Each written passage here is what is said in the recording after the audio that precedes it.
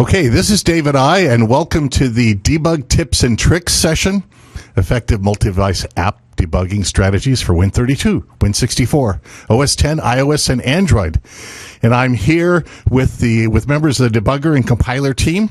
Why don't you each introduce yourselves so that we can hear your voices and everybody can figure out who's talking as we move along. This is Angel Martinez. I'm the QA debugger engineer. This is Dawn Percick. I work on the compiler and debuggers. This is Hento. I work on debugger. Okay, excellent. And what we're going to do is we're going to talk and do a lot of demoing of debugging scenarios, and then feel free, everyone, to chime in with little tips and tricks, or don't do that, or do it this way, because debuggers are fun, mysterious, and also could cause issues if you do crazy things that you shouldn't do. We have lots of different debugger technologies in Red Studio 10 Seattle, different debug interfaces and debuggers for the different platforms. So I put this list here on the screen, grabbing it from the doc wiki, and I want to make sure, instead of just going through the whole list there, is about where the different pieces or parts of debugging are showing up. So depending on where you're running the IDE and what version of Windows that IDE is running on, and what type of platform application you're trying to debug, there'll be different things you'll need to do as a developer, both in configuring, setup, connecting devices, and so on. And I wanted to just put this up here.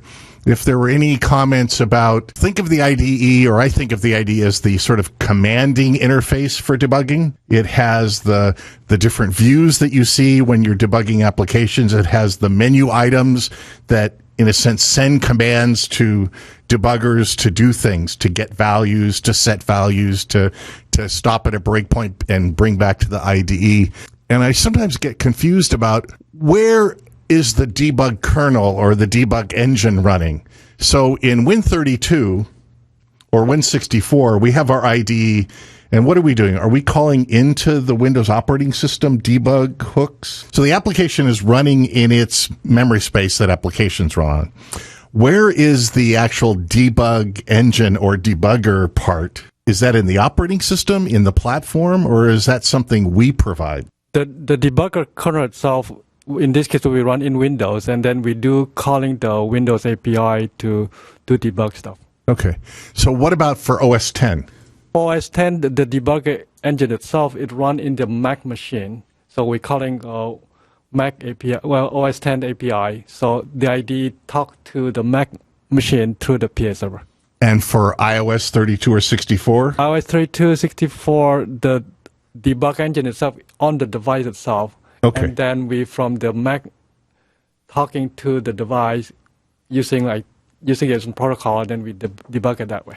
And for Android, it's again in the device? Android, the debug kernel is in the device, and then but the Android itself will live in the Windows machine. So yeah, the kernel in the device, so we just debug it that way. So okay. We don't need PAServer. So in all cases, we're leveraging an API into the different platforms to actually command debugging our applications, right? That's correct. Okay. Just to be clear, if our IDE runs as a 32-bit Windows application, and in Rad Studio 10 Seattle, now it's a large memory model Win32 IDE. And if I am running on a 64-bit version of Windows, my 32-bit Windows IDE, how does the 32-bit Windows IDE call or command the 64-bit debug kernel for debugging a 64-bit app? So basically, the IDE itself, the debugger in this case will be running in the 64-bit mode. So IDE, the communication to this debugger kernel itself will be just normal channel thing that we talk to. And then the kernel that started will be 64-bit debugger kernel. And then that will talk using the Windows 64-bit API. So that's how we do it. If I'm on a 64-bit Windows app running a 32-bit IDE, I can debug 64-bit Windows app on my same physical 64-bit Windows machine. That's correct. Or a remote 64-bit Windows machine. That's correct. Okay. All right. ultimately, it's all magic. The IDE can talk to all these platforms, devices, whether they're 32 or 64-bit, through the APIs, through kernels of the operating system, and all the magic happens when you want to debug your application. Yeah, well, all these things we hide it from the user. As far as user concerned, you just hit debug; it will work for all the platform. So next, I wanted to just make sure that everybody understands that there may be some work you need to do to set up your projects or your platform for debugging. And we have a tools options menu that allows you to set whatever debugger options you want as by default. It also will show you what registered debuggers the ID knows about in case someone else wanted to create a different debugger for some different kind of device or whatever. First, by default, integrated debugging is checked, turned on, so that you can do integrated versus debug from command lines, console apps, or whatever. Is there anything else to mention in sort of the settings? We have this notion of debug visualizers. We have documentation about how you can create your own debug visualizer. We have Angel, I'm not sure, but I think we give a sample debug visualizer. It may be like showing strings, for example, or a string list. Correct, T-string list. And we also have a T-date time as well, okay. For example. And people can create their own. We have an API and there's documentation if you want to create your own custom debug visualizer for a data structure you have and so on. Using the Open Tools API. Yep. Yes. Okay. Just make sure you have the settings. Mostly when I do this work, I just use the default settings for debugging, and debugging works just fine. And then there's just a few slides here just to, again, orient ourselves to what's going on and where different pieces and parts are running. There's a separate CodeRage session that's diving deep into the PAServer, the PA client, the PAServer manager, and all of that. So we won't talk very much about PAServer and all of its commands. We'll just see it in some of the demos. But when you're developing for a Windows application, everything is running on Windows. That's fine. When you want to debug a Mac OS X application, you have your development environment, and then you run this PAServer, Platform Assistance Server, on your Macintosh machine. That's correct, yeah. I have it running over here on my Macintosh. Here's the PAServer for Rad Studio 10 Seattle. I also have another PAServer for Rad Studio XE8. I have these desktop aliases to help me. You can always start with question mark, and you're set. We recommend you use the PAServer if you're doing any remote debugging from Windows, from one Windows machine to another Windows machine. Right, so there's two installs for PAServer. There's one for the Macintosh side, right? Correct. And then there's a Windows PAServer that you can install. And I remember running that as a test. I had a I don't have a Win32 machine. I have all 64-bit machines now. So I created a VM of a 32-bit machine, and I put the Platform Assistance Server over there. But you could also do remote debugging between VMs or two different 64-bit machines as well. And it is a great way, an easy way to deploy files as well. If you just, you want to get your project over on another machine, make sure all the project files are included over. It's really good tool. Okay. And then for iOS, there's the device, the iOS device. I've got my iPhone 6 connected through a USB cable, going through the Platform Assistance Server, and then my development environment. And for Android, I've just got my Android Samsung Galaxy S4 connected through USB, and that's on my development system. So my Android device just shows up. There's nothing special I need to do in that respect. Well, I put this up here to see if there's anything special in preparing your project for debugging. There's the usual things of turning on, making sure you have debugging turned on, linker options, making sure your directories are set so you can find source code as you want to step through code, set version info so you might have information that's related to the certain build that you have. Is there anything else to think about? If I let me bring up the IDE.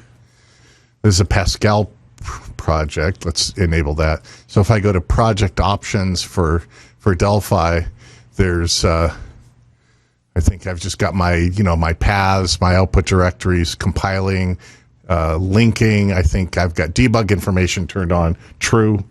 If I enable a C++ project, and go into project options.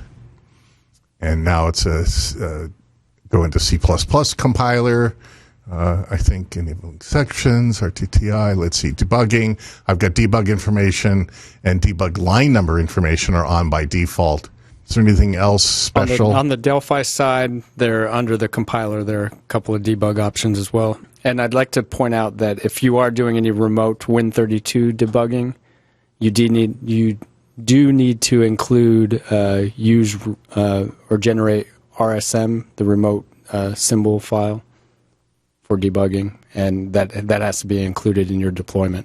So by default for Win32, that is off because when you're doing local debugging, it's just all loaded in memory. But if you're doing a remote session, the debugger doesn't have that. So you need to generate that file and include it. Is your suggestion you always leave it on for all your projects, or just most people are doing Win32 debugging straight on the machine. So, and for 64-bit, it looks like it's on by default. Yes, 64-bit, it's always on. Okay.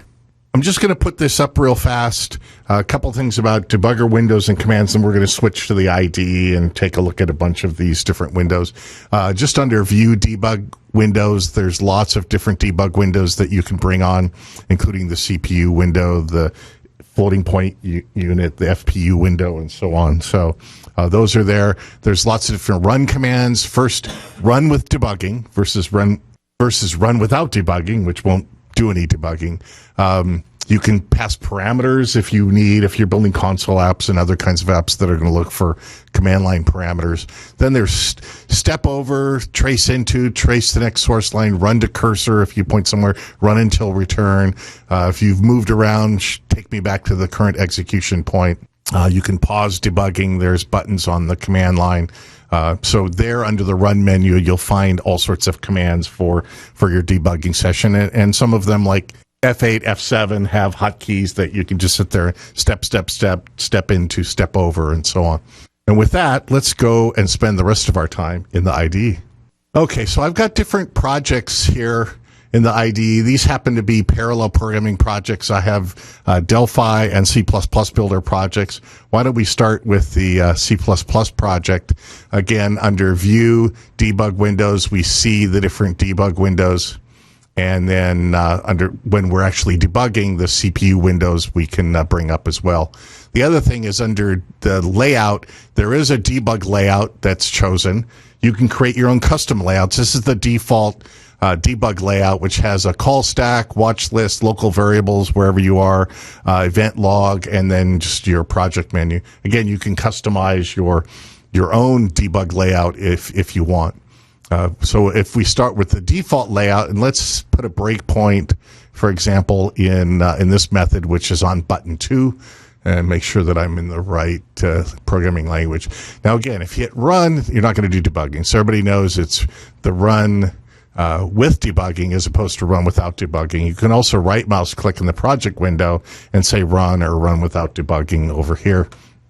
So your choice. Or you can also hit F9, which is run with debugging versus shift control F9. So let's run with debugging. And let's go in and hit button 2. And now we're at a breakpoint. So we can see that the desktop layout has switched to the debug layout.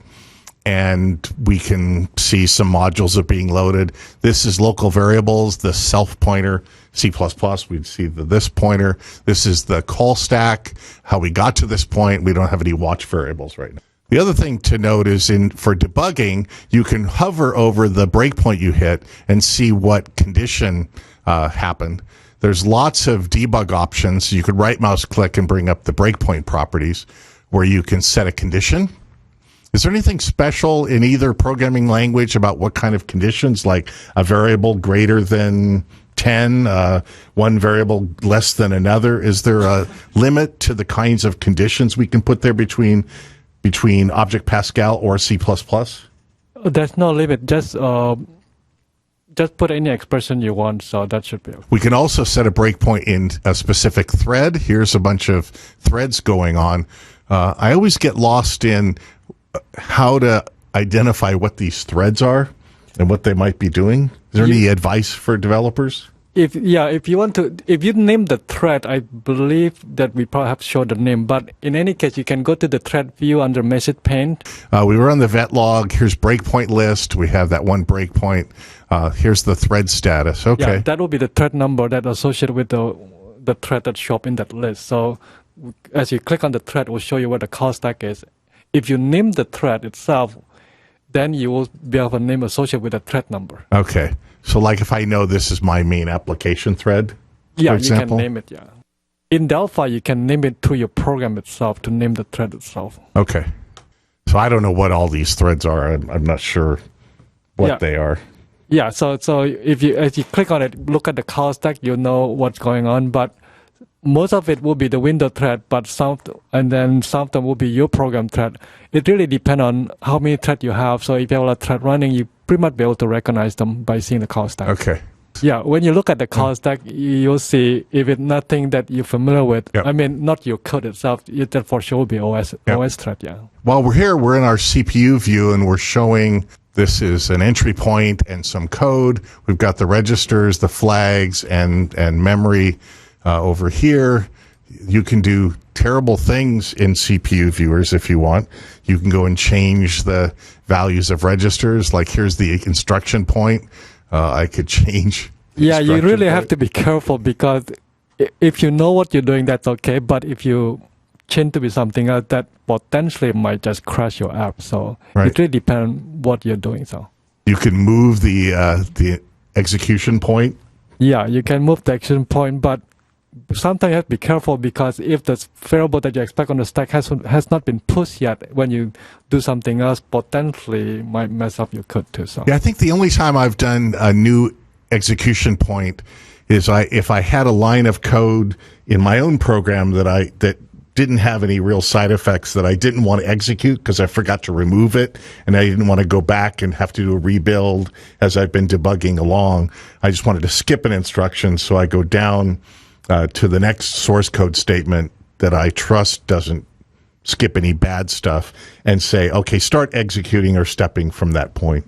Yeah, we also be able to do this from the source view side, from the editor side. So in this case, that probably safer because that guarantee you to be from the beginning of the line, because one line can have a different instruction, and then you always want to skip into the complete instruction set for that line so that you're not in the middle of something. So you're saying here, if I'm in the source code, for example, here you can go to the I equal to 2. Okay. Move your mouse to I equal to 2, or mouse right click, and then you can say debug, select debug, and set to next statement. Okay, just set and next this statement. will be moved to the next line, bypassing the other 2 lines beforehand. So okay. That will be much safer it's kind of more complete. And in this case, I feel comfortable. It's just not going to output 2 lines to my memo, and that's not going to cause tremendous havoc unless I have some other logic that relied on those 2 lines to be in the memo somehow. You need to be careful there too, though, because sometimes lines can actually map to different address ranges. So, especially in our newer compilers that do some more optimizations. In the older classic compiler, you're safe doing this, but not so much in the newer compilers because they do a lot of more reordering. Yep. And I remember seeing messages like when I tried to do a watch variable, for example, it would say the ID will tell me that doesn't exist. It was optimized out for some reason. So there's no variable to watch there. It might be in a register, or it may have been just removed completely, right? Right. And I remember years ago, we used to, when we were talking about debugging, when people weren't sure what was going on, sometimes we'd tell them, turn optimizations off, debug your application, then turn optimizations on and debug your application again. Is that still an advice for people who are trying to track down certain problems? Well, actually, in the newer compilers, because debugging can be so, the debugging experience can be really bad under trying to debug optimized code, we actually we don't support it. Okay. We don't support debugging of optimized code in the newer compilers. Okay. I brought up before, but I'll bring it up again. Here's the floating point part of the processor, and so there's things you can again look and change flags, change values in the MMS registers and so on. That storage element. Modules view. What can we use the modules view for? I guess to see we're debugging an application uses a DLL. For some reason, the DLL didn't get loaded. That might be one of the problems we're trying to track down. Is that what we'd use module view for? In the module view, sometimes you might say, okay, before you debug your app, you say, I don't want to load the debug symbol for this particular module. Then you can, in the option of the project option, you can remove them all.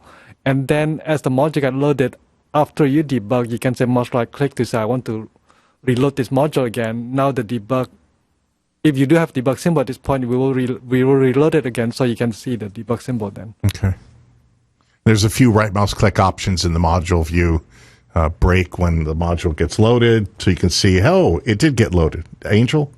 Also, when I use it as a tool to check, like if I have a DLL and I'm debugging it and for some reason it's not going into the code in the DLL, I'll check the modules view and just see if the symbol file was found.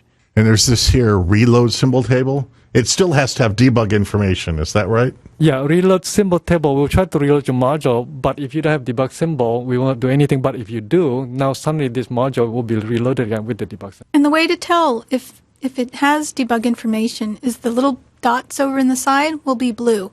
Like here, this is my app, which has debug information. Right. Yeah, and you can see also the ones that are blue show the symbol file that's associated with it. That's what you were talking about earlier, Angel, right? If you have RSM turn on for remote symbol names and so on. So again, breakpoint list, you can either right mouse click in your source code on a breakpoint, or you can right mouse click down here and go and enable, disable. You can get to the source code.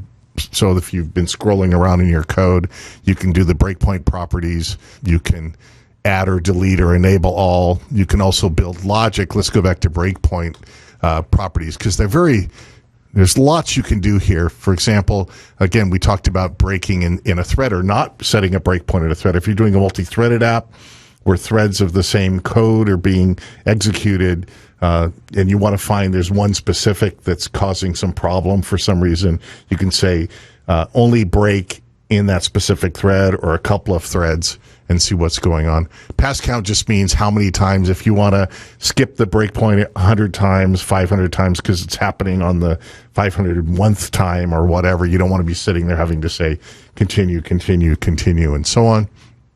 You can set breakpoint groups. There's also this advanced button, again, which is there and not maybe for the faint of heart. I'm not sure. You can actually break, and this has been around for a while. You could say, we'll break on an exception. You can ignore subsequent exceptions. That's also an option when an exception is raised. You can tell the ID ignore that exception because I don't care about it, and it'll just keep going. Or handle subsequent exceptions. Whether you break or not, you can also log something in the event log. You can output the value of a variable or put a message on a breakpoint like, hey, I got to my DLL, everything is cool, whatever that might be. You can evaluate an expression, so maybe dump out a variable or x plus y, and you want to put that in the event log, for example.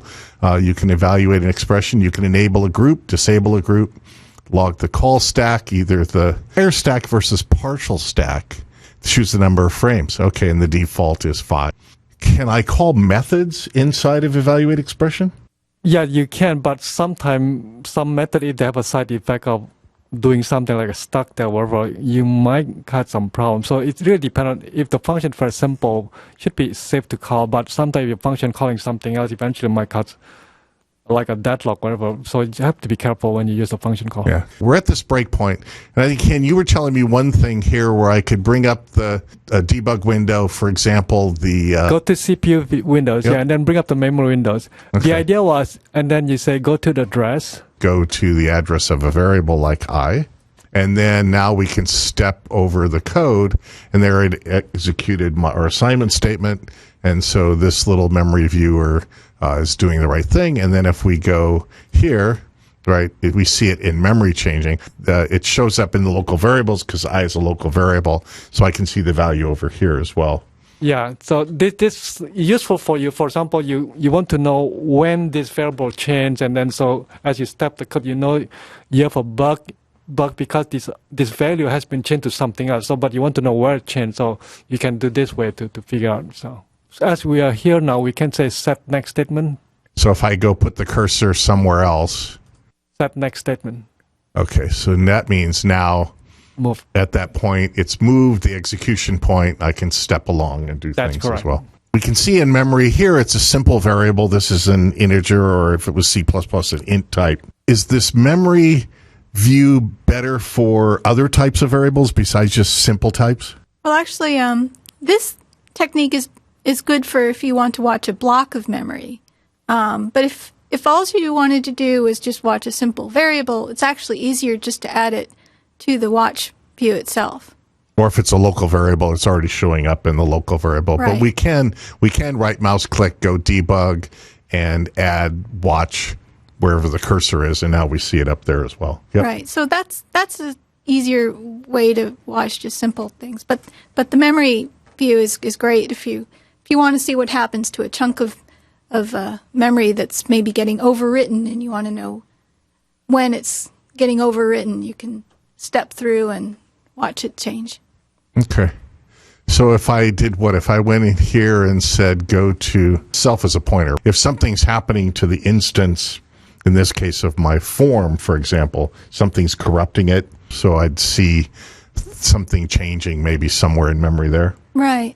The other thing you can do is you can expand in the local variables or watch variables or wherever you can expand and look at. We can also, here's a visualizer, right? We go over and visualize that. We could look at, here's a button instance and some of its fields, for example. We can go and look at those. Well, I guess memo might have somewhere in the component might have a string list, for example, if we start splunking and drilling down. You can also inspect that variable, then it gives me the variable, and I can go in and even look and change its value. So there's lots we can do. Inspectors also allow us to walk down the tree of things. So if I say inspect this one, we now have another window, especially if you have like big monitors or multi-screens, you can start putting these memory and these inspectors. I like the inspector because it gives me the name in a nicer form. And again, I can scroll down and look at, here's everything that's involved in a form or a button and so on. See the methods and where they are. If there's specific properties, you can see the reader and writer, the value, and so on. And also, under the watch, you could right-click and you get access to a bunch of different watch properties. So here's watch properties. So again, it looks like I can change, like if I wanted I plus 10 or whatever. Yeah, and you could disable allow side effects or... okay. So if you wanted to watch a function call but didn't want it... Do I use a visualizer if one is available? How many digits display? I can even look at it in a different type. I'm going to enable the C++ version of this same app. We'll go and look at it. And again, we'll set a breakpoint at the beginning and run with debugging. Here's a C++ version. This is using C++ Lambda functions up here anyway for using the parallel programming library, running of tasks, and then waiting in the background. And then it has an embedded Lambda for updating value of what's going on, the status of the thread running. So again, we can go in here and we have it as a watch window, and I guess I set it to hex, so it's showing me some strange value because it's an uninitialized variable. We can step over it. Now it gets a value of 0. We can bring up the memory window and go here and say, okay, go to address, in this case, %i, and there's that value in memory. We can step over and watch it change. We can go and look. Here's this pointer, so we can go and inspect this. And that's, again, for my form. We can dock it and put it somewhere and then drag it out as well. It also tells you what thread it's working on, that it's running in. So that thread ID is 5992. So here, let's go and choose our iOS 32-bit device. It's got my iPhone 6. And let's go and run with debugging. So there's the splash screen for my application showing up. And then the application that we saw in Windows will show up. It's got two buttons, the background task and the show value. So we'll go and tap on the show value button. If I switch back into the ID, it's hit the breakpoint. As we showed in Win32 and in Delphi, and well, we're in C++ Builder, and we did Win32. Now we're in iOS 32-bit. We've got the ID running on Windows. We've got the PAServer running on my Mac, and now we've got the application running on my iOS 9 device, which is my iPhone 6, and we've hit a breakpoint. So the debug engine or kernel that's in the device has done its thing, and now I'm back in the ID, right? And I can do similar things, different things. You can mostly do the same things, but like the you were showing the in the inspector about the data versus methods versus properties. Well, methods and properties you won't see those. Okay, but I can see the data, right? So I can see. I can go to my memo. I can go and change its value. Can I drill down so I can inspect the memo? Okay, and now I'm going in, and there's and they have member data, so I can go in. I go debug Windows, memory. And the same thing, go to address. And if I step, so what happened that it's so magic? So what happened will be the IDE send a command to the Mac machine through PAServer, and then that PAServer will send a command to the device to say, hey, give me the value of this particular address, then give it back to the PAServer send it back to the IDE. One last thing I wanted to note while we're in here debugging this iOS device application is that if we bring up the Debug Windows CPU view, you'll notice a difference here than what we saw before. Before we were debugging Windows apps, and it was the Intel processor with Intel registers and Intel instructions. Now we're debugging an ARM-based processor application, for example, on our iOS device. So you can take a look and see the CPU view again for this application, and the instructions look different. These are ARM instructions. These are the ARM registers, register 0. There's no flag registers. There's no strange named. Well, maybe there are strange name registers down below. There's a few of them. I guess the stack pointer and the PC or instruction pointer. So we can see those there. You can also resize these things and change the split if you're more interested in what's going on up in the register area. You can move around, and that's the same on whether it's an Intel processor or an ARM processor. This is the one way that I prove to our customers and developers when I'm giving presentations that we support ARM-based processors, is I just put like a one-button app and a statement and set the breakpoint there and show the CPU viewer for Intel and the CPU viewer for ARM. Impress your friends, show them a CPU view dump of both targets, and they'll say, "Oh wow, it really can do multi-device development with multi-processors, Intel, ARM." So with that, I'm just going to bring up a few URLs here, and I'll make sure these slides are available. But you can just go to the doc wiki, and you can search on the doc wiki or hit help on any of the debug menu items and dialog boxes and project option settings and get local help in the IDE, or you can always go to the doc wiki.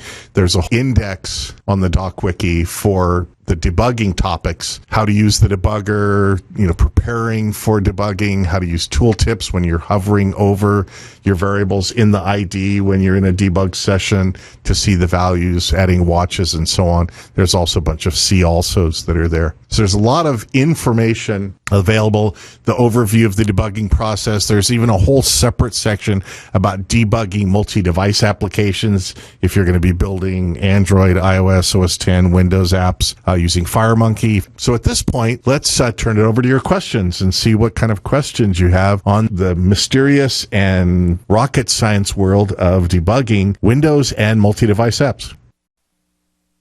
Okay, David I here, and I'm in the Delphi studio this time with Hen Boen. Hi, Hen. Hi. And Angel Martinez. Hello. And Dawn is attending the ISO C++ committee meeting so she can't join us, but let's go with your questions. When inspecting a variable like an instance of a class, will it be possible to dump the content shown to a file or print it? We don't export inspectors that I remember. You could capture the inspector as a bitmap using like screen, Yeah, I don't think snip, and so on. for the local variable we can see it, but I don't think so. I don't think we can dump them. Okay. This is more of a question, maybe a PA server, maybe part of the debugging. If you're debugging over a subnet and if you're remote debugging over a subnet, does this mean that people might be able to listen in with sniffers or whatever on the data going back and forth on the subnet? Excuse me. I mean, we don't encrypt anything. What platform is that, by the way? He doesn't specifically say whether it's Windows Okay. debugging. He just says if you're doing remote debugging, maybe it's Windows to Windows or whatever you're going over. So I assume that in this case he will use a PAServer. So in this case, I think it should be okay because the communication in the PAServer itself, we can't encrypt them. So I think it's okay. You do encrypt them?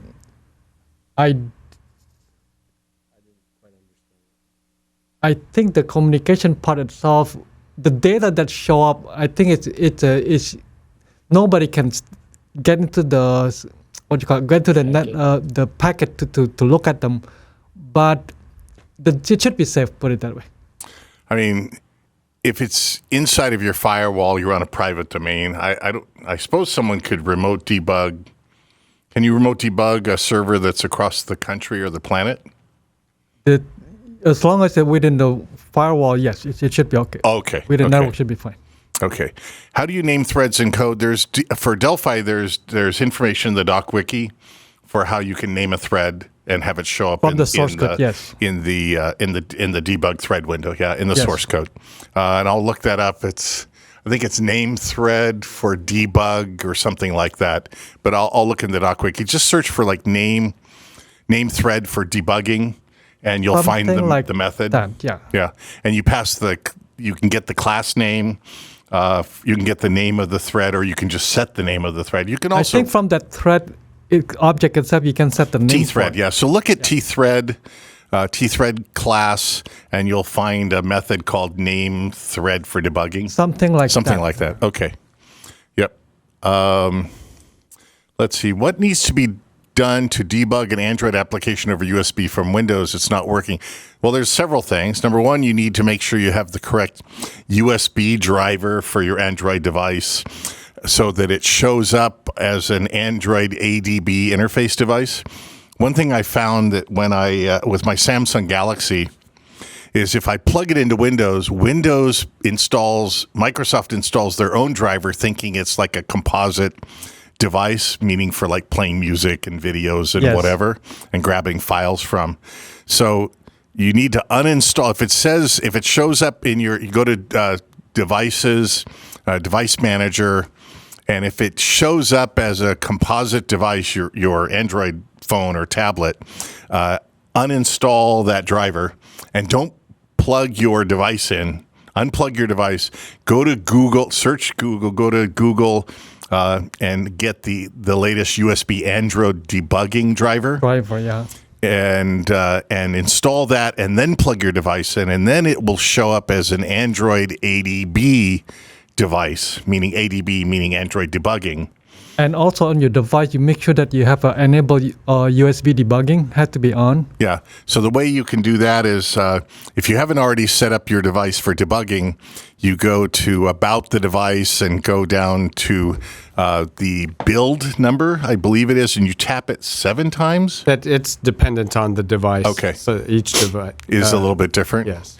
In my Start Here video on configuring your development environment for Android, I talk about the general steps that you need and what I did for my Galaxy device, but certain devices, you need to put your device in debugging mode. However you do that, the common way is to go to the version number of the software on the settings of your Android device and tap on the build number 6 or 7 times, and that turns on a developer menu in the settings, and in there's a couple different options. One is to allow USB debugging. One is like leave the screen on while you're debugging.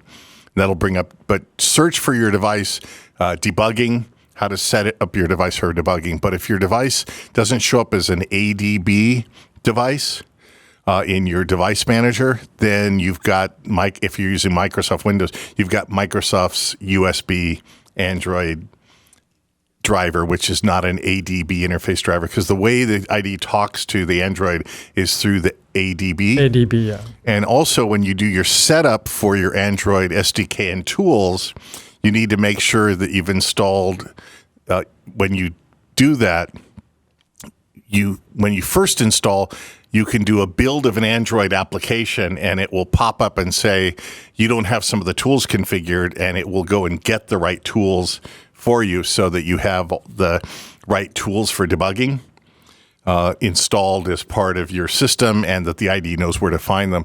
Or you can go under Tools, option SDK Manager, and choose Android, and you'll see some exclamation points for some missing paths to tools.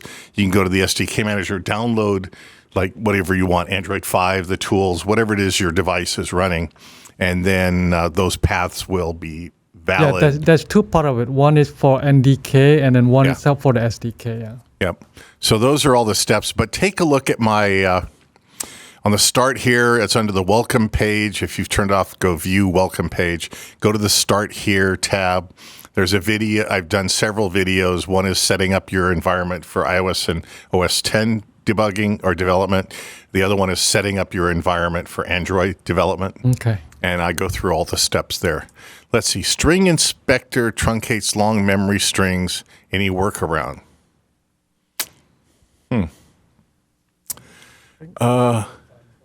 He's inspecting a string that could be really, really long. I have to. I know in the past we've had Do we have? issues, but I think I don't know if it's perfect. Oh. I have to look at that thing. Okay. So why don't you go to quality.embarcadero.com Yes, please. and log in with your EDN account, click the create issue button, Yes. and log an issue about string inspector truncates long memory strings And tell us too what platform is that. That will be very helpful. that you're doing the inspector on. The other thing is you could also go into Quality Central and search to see if someone's already reported, and somebody may have already posted a workaround, for example, or depending on which version of our product you're using, maybe there was a bug fix somewhere along the way. But search on quality.embarcadero.com for string inspector truncation or something like that, and see if there's already something there with a workaround or fixed in build, something like 10 Seattle or whatever. If not, then create an issue. Let's see. iOS apps must be 64-bit now. Well, that's not quite true. You can generate what we call fat binary or universal apps, which are 64 and 32-bit apps. So you can still do that, and you can also, of course, do ad hoc, and you can do debug builds. But it says, I'll continue it here. Why do you debug the app as a 32-bit device, iPhone 6 64-bit device? Because I want to be able to test and debug both 32 and 64, because if you have an older device, like I have a 4S at home, which is or I had a 4 maybe, which is a 32-bit device, if you want to support your users inside your company. And so that's why Apple has allowed you to update. At some point in time, they will stop your ability to update your apps with these universal 64, 32. They also want to make sure that you upgrade your phone so they sell more phones and tablets. That's speculation on my part. Let's see. After all debugging is done and the app is ready for deployment, what settings and or target options should be used? Do a release build. Yes. Right? Yeah. Do the release build so that all the debug information will be removed. Yeah. You could also, you might, while you're debugging, turn off optimizations while you're debugging, then turn optimizations on, do some debugging, and then finally do a release build. Yes. Yep. And then you can choose build with runtime packages, not build with runtime all the usual things for the linker and the compiler. For the iOS, everything linking together. Yeah. And iOS, everything comes in. Yep. Let's see. Developing Win32 on Windows 8. I want to run my program on Windows 10 machine and debug it with PAServer. Any good blog posts with instructions to do this? Well, so he's running Windows 8, but he can have the 10 Seattle. Yeah, there's nothing different. I mean, you just install the PAServer For Windows. For Windows, and you can connect. And Yeah, so in the bin folder of your install, there's a PAServer, there's a setup program for the PAServer no, it's for in Windows. it's actually in the PAServer directory. It's in the of PAServer install. subfolder under bin. No, under the root. Under the root install. Okay. Root install. Okay, so you'll see in there a PAServer PKG file. That's the Mac OS X package file. You'll see an executable. That's for Windows. And you copy that to your Windows 10 machine and install that PAServer setup program. Yeah. Just make sure when you do launch the PAServer, the remote on the remote machine, that you do it with admin privileges. Okay. Let's see. Why is compiling, debugging, deployment slower on iOS, Android? What's the best recipe to optimize speed? Well, I mean, the deployment has to send the application through the USB cable to the device. Yeah, I mean, if this depends on the connection too. If you have the USB, it's a slow connection for USB. It might be slower too. So you want to be USB 3.0 right now. So you want to use that kind of connection to make it faster. And on Android, there is an option, and Jim has a blog post about doing network-based debugging. Besides going through the USB, there is that option as well, but that's for Android only. Otherwise, it's USB speed. Let's see, USB 2 or USB 3. USB 3 help a lot. Yeah, will help a lot. Okay, is it possible to add alternative compiler debugger in the IDE? Alternative compiler debugger. No, we don't. He wants to see if he can install other compilers and debuggers into our IDE. For example, use ADB for Linux, but we don't generate Linux apps. So I don't know. Even if you had an ADB that let you talk from Windows to Linux, our IDE is Windows. So we don't have. I mean, there's a tools API for adding language personalities and other things. You can also in your project. Options. If you put a command line, if you put like a file in there, maybe it's an HTML file or some file that you want to do some process, you can connect an external tool as part of the build process, or externally take your project file, which is an MS build file, and process it to pre-process. If you want to pre-process a source code file or something. Yeah, but if the IDE run in Windows, right? So if you want to debug for Linux thing, the target still has to be the Linux platform. So I don't see, unless there's a way of copy file over there, you have to copy manually. Maybe they really like our IDE and they want to be able to use it with other compilers, like, I don't know, a Java compiler or I see. I don't know, some other language. Our IDE and debugging still only supports the target platforms we support.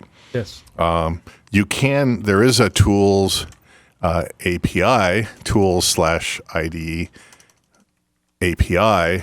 You can build integrations. There's the tool transfer menu. You can tools menu to hook external tools. Build, you can use external command line. And you can use external build systems and just use the IDE and then take your files over there, like if you're doing a continuous integration or using Final Builder or some product like that. So there's some other options that way. Can you use PAServer and El Capitan? Yes, you can. You can. In fact, I was using El Capitan in my demos, which I showed through the SDK Manager and so on, and I was running PAServer 17. There was something we did. Did I blog about it, or did Serena about a PAServer hotfix? Yeah, hotfix 1. I think we probably mentioned about that one. Yeah, there's a hotfix 1 for PAServer for El Capitan. Yes. in iOS 9. And I go to my blog, Sip from the Fire Hose, under community blogs, community.embarcadero.com blogs, Sip from the Fire Hose, David I, and you'll see, or maybe Serena did it. We talked, or Serena DuPont, we talked about the hotfix that came out that does some things for El Capitan. So the answer is yes. Get hotfix 1 for 10 Seattle. Okay. I'll catch up on typing those things. Can I manually copy data files to the target via PAServer connection? I mean, we use PAServer to copy files like for deployment. Yes. Is there some option to send other kind of files for deployment? I guess if you go to project deployment, add file. You can add any file from the project deployment, add the file there, then it will automatically be deployed to your target machine. Yeah, you have to set the local and remote directory and file names. Yes. And PAServer or the IDE deploy, right? Run deploy IDE. When you click on deploy in that project deployment page, it will automatically move your file into that remote machine. So, for example, if you needed an interbase file and you needed it in a directory called C:\data, if you have access to those folders on the remote machines, and you set that in the project deployment options as a file, it'll copy that file to C:\data to the location you wherever you put in the remote directory. Yeah. That's so correct. yes. So the answer is yes, you can. Yeah, so we were talking about the Scratch directory. When I was doing OS, and I did it for OS 10, I needed to put a certain file in the documents folder. On Windows, I had to put it in my documents folder. So I had the deployment there to send things to the right places. By default, using the IOUtils utility, if you use like the path method and use the documents method and so on, you need to the DocWiki tells you where you need to put certain files by default if you have that kind of coding in the IOUtils unit. But otherwise, you can deploy files through the PAServer, use project deployment. We're doing it ourselves with INI files, license files, DLLs, whatever you might have to send over to that machine. We also have in the bin directory, there's a PA client.exe. It's a command line tool for copying the file to deploy file to remote machine that running PAServer through the command line if you want to. But ideally, it would be better if you just use from the project deployment because it will copy to the right spot for all other files. Yep. What to do when CPU windows open in the IDE with an error raised address, blah, blah, blah. What is the sequence to catch this problem? If you're getting some error at a certain address when the CPU windows are open, I don't know if the error is in your program causing some exception or whatever. Go to quality.embarcadero.com and create the issue, unless you know something. Yeah, usually, I mean, when that happens, when the CPU window pops up, it's because the debugger's not finding the available source code, so it just throws it in the CPU view. I see. He's getting the CPU viewer. He's like stepped into a function, for example, and there's no source code to step to in the source code editor. Okay, so it pops up the CPU viewer. Yeah, if we cannot find the source code, we will show you the CPU view. I was sort of saying, and then it raised an error, but really it's just, if the CPU viewer pops up, other than if you're debugging in the IDE and an exception happens, an exception pop-up will happen unless you click ignore that exception.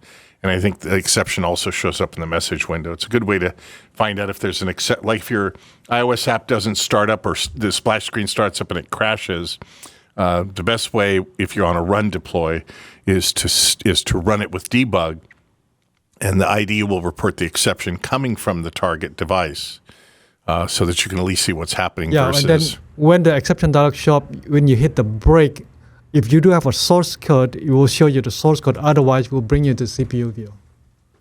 I think that's probably what he meant. Yeah. Okay. Okay.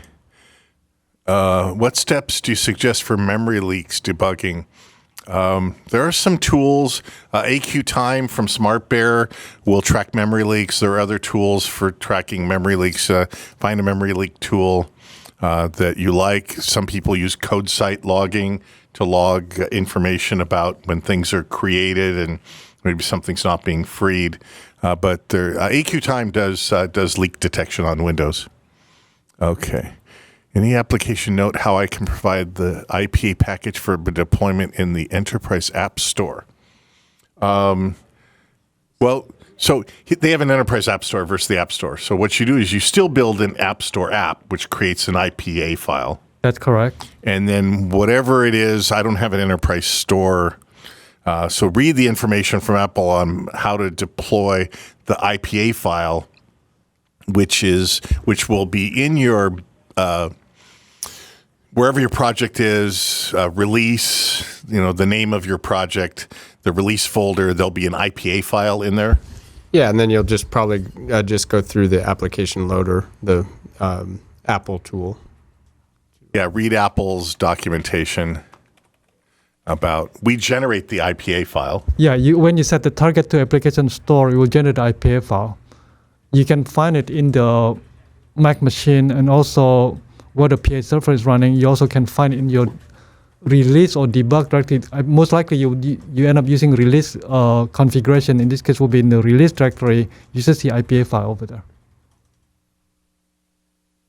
When you build for store or ad hoc, right? Yes. You'll find the IPA file. So even if you never send it to the Apple Store, it's still on your Windows machine under your project subdirectory, release or debug when you build for ad hoc or App Store. I believe in the Seattle update, we will pop up the window. No, in the Seattle, we'll pop up the window to tell you where the IPA file is located in the dialog. Ian, here's some more of a suggestion. So Rolf, pass along a suggestion for a GPU view and GPU debugging, because FMX is putting things off in the GPU. Right now we have CPU and FPU, the graphics processing unit. They want a debug view for GPU. Okay. Cool suggestion. Tips for what to check when debugging for iOS. 64-bit iOS debug simply doesn't work for me. No blue dots in the code or anything. Then he doesn't have debug information if there's no blue dots. There's no blue dot most likely because it compiled without debug info. Yeah. So check your project options for generating debug info. Because if there's no blue dots, then there's no debug information. So nothing to debug other than CPU viewer. Yes. And stepping through code. Okay. He did check that. Again, could there be a directory path to find the debug symbol files that's wrong somehow or can't be found? No, the debug symbol generates the dsym file for... Yeah. Or the RSM file or... dsym file for the iOS 64. Oh, for iOS, yeah. So make sure you have a .dsym file. And then it's getting deployed over to your Scratch directory. Yeah. In the project deployment, make sure you have a dsym file listed in there. Oh, and so project menu deployment. And then make sure there's a dsym file listed in there. Okay. And if there isn't, I guess you can refresh and restart. There's a button on the toolbar for deployment window for resetting all the deployment options for your target. Yeah. But make sure it's not like an uncheck or something so that it doesn't get deployed. All right. So check project deployment, window for .dsym file being enabled and being enabled to be deployed. Be there to be deployed. Yep. That might be another thing to check. Okay. Somebody was mentioning for memory leaks also Eureka log as another option. So, okay. Great. I think those are, I haven't typed all the answers in, but those are all the questions for now, and we got to get going on the next session as well. I've got to go back in the C++ room, but thank you, Angel. Thank you. Thank you, Hin. Thank you.